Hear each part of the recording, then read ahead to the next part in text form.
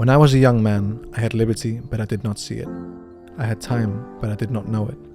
And I had love, but I did not feel it. Many decades would pass before I understood the meaning of all three. And now, in the twilight of my life, this understanding has passed into contentment. Love, liberty, and time, one so disposable, are the fuels that drive me forward. And love most especially, mio caro. For you, our children, our brothers and sisters, and for the vast and wonderful world that gave us life and keeps us guessing. Endless affection, mia Sofia. Forever yours, Ezio Auditore. These were the last words that Ezio ever wrote to his love, Sofia, before he passed away in Florence a few days later. And in these words we can see the character growth that Ezio has gone throughout the years and throughout the games. It's a character growth that reflects essentially growing up from an arrogant and childish boy who thought that nothing could ever go wrong in his life to a wise and weathered man who understands that life is too fragile to take it for granted. The sentiment portrayed in this letter is something that I resonate deeply with, because even if I'm not an old man in the twilight of his life, I do feel that over the last few years, over the last decade, I've grown and learned a lot, and that my perspective on life is much different from the one I had when I was a child. I first played Assassin's Creed Brotherhood in 2012. When I was 11 years old. I remember playing that game like it was yesterday. It was a game unlike any other game I had played before. It was a game that felt like it was made for me. I remember waking up early at 4 a.m. before a football match, so nervous about the day to come and the failures that I might have, and I would hide myself in this game, playing for hours before anyone woke up, immersing myself in the story of Ezio, becoming a master assassin, leading recruits through the streets of Rome, and finding myself in love with something new. Years later, I still say that Assassin's Creed Brotherhood is my favorite game of all time, and even though I've played it for hours on end since then, now that I'm 22 years old, I decided it would be a good time to go back and play Assassin's Creed Brotherhood as an adult and see if anything's changed, if that memory of an amazing game is just that, a memory, and see if the game that I deemed the best that I'd ever played holds up, or if it's just being defended by nostalgia that won't let go. So I want to discuss three main things that I think drew me the most. First, I want to compare how the game itself holds up. Is it exactly as it is before? Has the gameplay been outdated? Is the story the result of the time that it was created? I then want to talk about one thing that I didn't appreciate as much when I was a kid that I really do now. And then I just want to share my thoughts on how the game made me feel, playing it again after all these years from start to finish, and reflecting on my childhood and how big a part of my childhood Assassin's Creed was. So how does the game compare to when I played it when I was 13 years old? I've played many more video games now, I've got much more experience, and sadly a much more cynical take on the world. Honestly, the game to me hasn't aged a bit. It feels like a polished version of Assassin's Creed 2. It has its own identity. It has a bunch of mechanics that I still feel like should return now in Assassin's Creed, such as the recruit mechanics, the better parkour, the more control, the chain kills, the combat system, and the weapons. I feel Assassin's Creed Brotherhood perfected so many things that was then left behind by later entries in the franchise. You don't realize how good this game is until you go and revisit it. I always compare the Ezio trilogy to Michael Jackson, and let me explain. Michael Jackson was the first pop artist that got me into music. When I was 9 years old and I heard this man for the first time, I became obsessed with everything that he did. He's the person that made me love music for what it is, made me obsessed with music to the point that I ended up studying it. Even though I don't always listen to Michael Jackson, and I could go months or years without listening to him, every time I go back and listen to his music, I go, oh my god, this is so much better than everything else out there. There's a reason that he's the king of pop. He's a genius, and this is above everything else. And I feel exactly the same about the Ezio trilogy. The Ezio trilogy is what got me into Assassin's Creed. It's what made me a fan. And yet, I often spend more time playing AC Origins or AC Unity, enjoying those games to sink more hours into. And whenever I do go back to the Ezio trilogy, I go, fuck, these games are so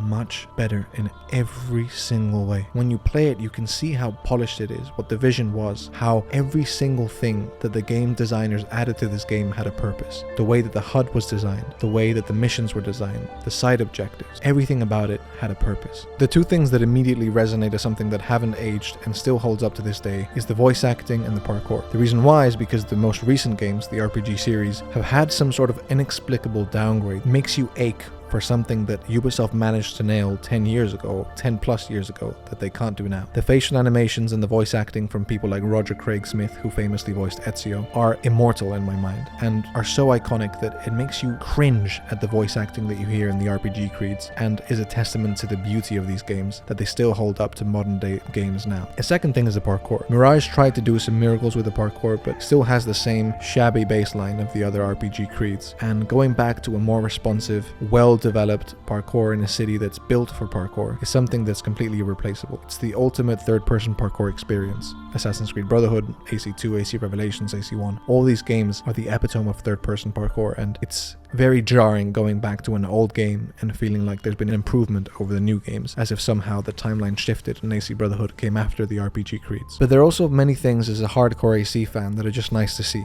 For example, the whole control scheme is laid out as if you were in the Animus. The reason why you interact talking to people by pressing triangle is because that would be where your head would be in a puppeteering system. The triangle represents the head at the top of your body. The reason why you interact and open doors with circle is because that represents your right hand and is on the right side of the controller. The reason why you fight with a square is because that's how you would throw a punch, with your other arm. And the reason why you can go into high profile and sprint with X is because X is at the bottom of the controller and represents your legs. This kind of like diegetic design of the HUD made it so much more immersive when you were playing AC Brotherhood and really believed like you were Desmond controlling this person through a puppeteering system. And I understand that for modern consoles this had to be sacrificed to innovate on the genre, but going back and understanding that every little design, how the menu was designed to represent the Animus, how the progress tracker was a DNA sequence to track every memory as a point in someone's life, all of that adds to the fantasy and the immersion of the assassin dream. It's something that I sorely miss now, even if there are many things that the new games have improved on. But all of these things I appreciated back then when I was a kid. So what about Assassin's Creed Brotherhood do I appreciate now that I didn't back then?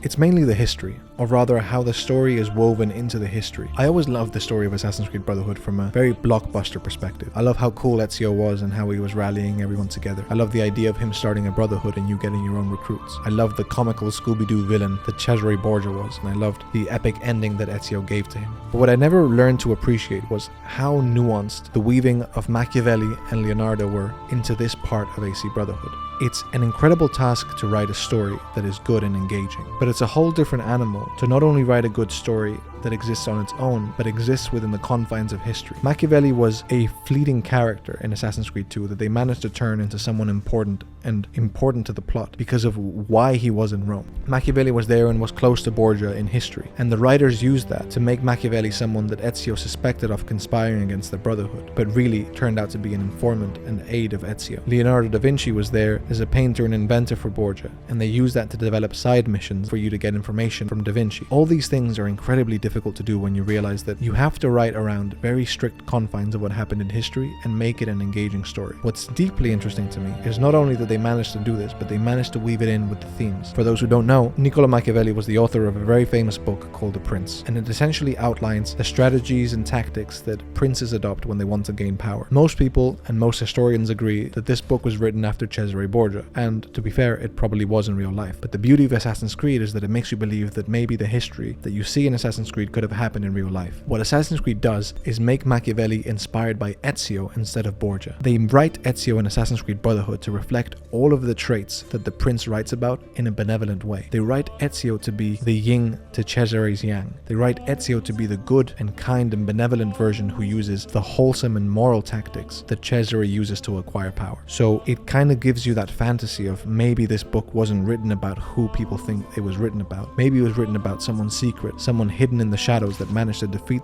Borgia. And this idea of weaving history and this idea of weaving such a seminal work like The Prince by Machiavelli into the character arc of Ezio so perfectly that you could believe truly that The Prince was written about Ezio is perfect. I don't think it's a mistake that Assassin's Creed Brotherhood, the game where Machiavelli talks about writing the prince, the game where Machiavelli is involved with the Borgia, is also the game where Ezio starts his own brotherhood and acquires power and becomes a prince. It's very likely something that the developers realized was a good story opportunity. And that's something that I can only realize now when I'm older and I'm more experienced and I've learned more about history and can appreciate a good story much more. And I know AC Brotherhood gets a lot of flack for its story, but I think that this is a piece that doesn't get a lot of attention. The nuance that it has in terms of how it weaves its politics and philosophy to the real world is truly remarkable. So I think what changes mainly playing it as an adult is that you begin to appreciate a lot of the unsung heroes. When you're a kid and you're just playing an amazing action adventure game, you notice the stealth mechanics, you probably notice the combat, and you probably also notice the voice acting maybe, and also the graphics. But you don't stop to pay attention to the sound design. You don't stop to pay attention to the world design and how they lay out the buildings and the architecture. You don't stop to listen to the soundtrack and how it's carefully selected to increase the ambience of every situation. You don't stop to notice how every every single mission, every single side mission, every single activity you can possibly do is working towards the overall story. And this is something that most games don't do. Most games have the main story that pushes the main plot forward, and then you have useless, time-wasting side activities that can sometimes be engaging at a pure fun level. Assassin's Creed Brotherhood doesn't do that. If you're playing Assassin's Creed Brotherhood, you are fighting the Borgia, whether you like to or not. If you're playing the side missions, you're fighting against the Borgia. If you're doing random activities, you're fighting against the Borgia. Everything has a purpose, and that's something that I can only appreciate when I'm an adult. You learn about video game design, you learn about narrative design, and also you just grow and appreciate art in a different way. And I do believe that video games are art, and in my opinion, the ultimate form of art. So going back to a game that was made in 2010 and seeing how much attention was given into the whole design of this world so that everything you do feels meaningful is an absolute wonderful sight. And this leads me to the third point that I want to make, which is me just wanting to rant about how it made me feel. This is not going to have a lot of logical arguments. This is not going to have some sort of structured thesis to it. I've loved Assassin's Creed for 10 years now. I've gone through it with its ups and downs. I left this franchise in 2019 with Odyssey coming out, and I came back to it with Valhalla. I re-explored these old games, I engaged with the community, and I even started a YouTube channel for it. It all started because Assassin's Creed Brotherhood conquered me. A place that I could be a refuge in when I didn't want to face reality. It gave me a sense of agency and of purpose that at the time I didn't really feel as a 13-year-old. And for that I'm always going to be grateful to this game. But now I feel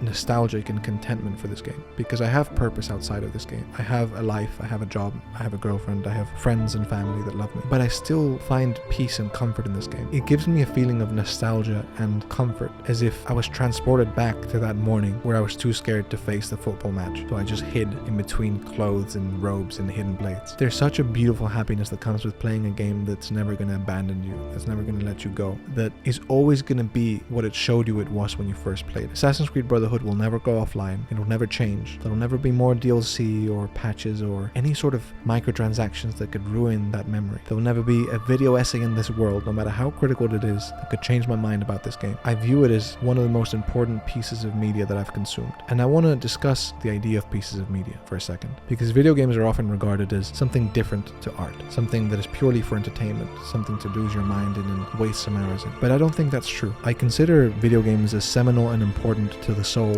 as books, as movies, as music, as art, as fashion, as comedy. And oftentimes they're a culmination of all of that in one product. For me, that's Assassin's Creed Brotherhood. The soundtrack of Assassin's Creed Brotherhood, the visuals, the sound design, the voice acting, the script, the narrative, all feeds my soul to this day, and I'm forever grateful for it. And I hope that in 10 years, when I'm 32, I can make a video discussing Assassin's Creed Brotherhood as a 32-year-old man, and I still have these feelings. I hope that when I'm 82, I can come back and say I still feel this comfort, that when I play this game, I'm still that child, and that in a few hours I have to get up and go play some football, and that it's gonna be okay. I hope you've enjoyed this video, and if you like content like this where I get a little bit deep about something that probably isn't that deep to most people, I made a video about the tragedy of the Assassin's Creed that I think a lot of people enjoyed and that you might too, where I talk about a piece of music that inspired me to think about how tragic a lot of the life of an assassin can be. So if you want to watch that, you can check out this video here.